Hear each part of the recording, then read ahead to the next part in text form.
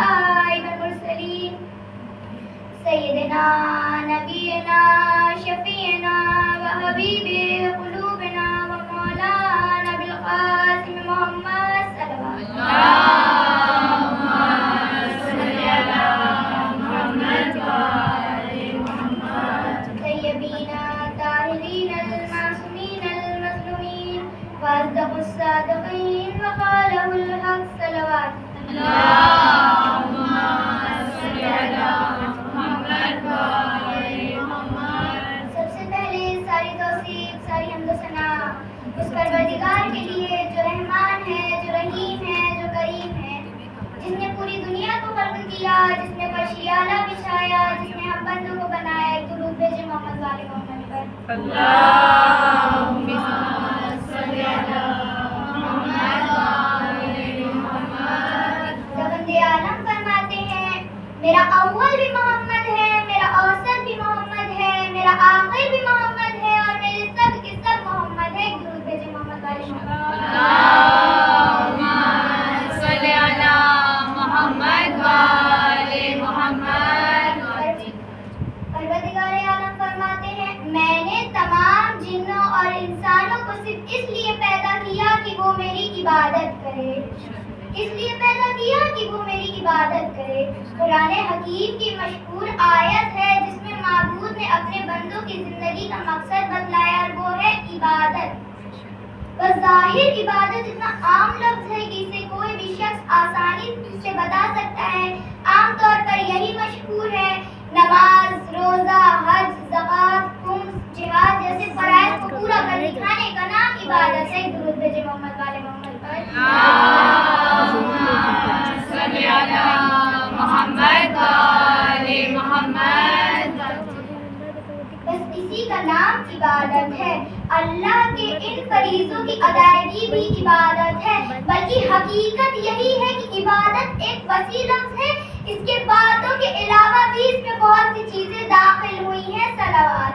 اللهم صل على محمد وآل محمد. ارشاد ہو رہا ہے یا ایھا النبی قاتل الکفار والمنافقین، اے میرے نبی قاتلوں اور منافقوں کا قتل کرو. سرکار نے کافروں سے جنگ لڑی، مگر آیت تو کہہ رہی ہے نا کہ منافقوں سے لڑو. نبی کی اس آیت پر عمل کہاں کیا؟ وہ مولا علی نے جنگ نہروان پر کیا.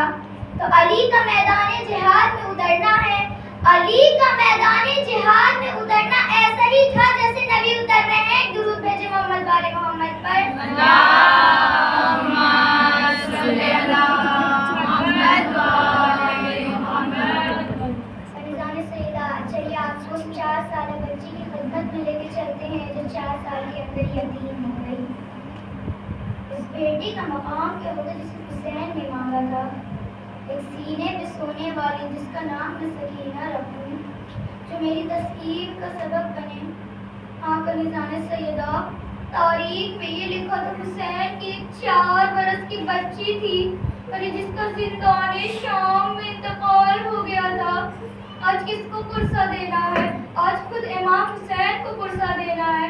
آج ان کی بیٹی کا پرسہ دینا ہے امام حسین کو. آپ نے دیکھا ہے کبھی 4 سال کے بچے بے ہوش ہوتے ہیں؟ ارے انہیں تو یہ بھی نہیں پتہ رہتی کتنے تماچے لگے ہیں، ارے کتنے ظلم ڈھائے ہیں. ایک مرتبہ بی بی بے ہوش ہو گئی. ساری بیویوں نے ماتم شروع کیا، آنسو بہنے لگے. بی بی کی چہرے پہ گرے، بی بی ہوش میں آ گئی. اور کنیزان سیدہ کچھ دیر بعد پانی آیا. جناب زینب نے ایک مشکیزے میں پانی ڈالا. سب سے پہلے جناب سکینہ کو دیا، کہا بیٹی پانی پی لو. جناب سکینہ نے ایک سوال کیا، پھوپھی اماں سب سے پہلے پانی مجھے کیوں؟ جواب دیا جناب زینب نے، اے بیٹی تم سب سے چھوٹی ہو. ایک مرتبہ بی بی نے کوزے کو ہاتھ میں لیا، مقتل میں اتر گئی. جناب زینب نے پکارا، کہا بیٹی کہاں جا رہی ہو؟ کہا پھوپھی اماں. اے پھوپھی اماں آپ ہی نے تو کہا سب سے چھوٹے کو پہلے پانی دیا جاتا ہے. ارے مجھ سے چھوٹا میرا بھیا ہی اصغر ہے، میں سب سے پہلے پانی اس کو دوں گی. اللہ خدا آپ کو کوئی غم نہ دے سوائے غم سید الشہداء کے.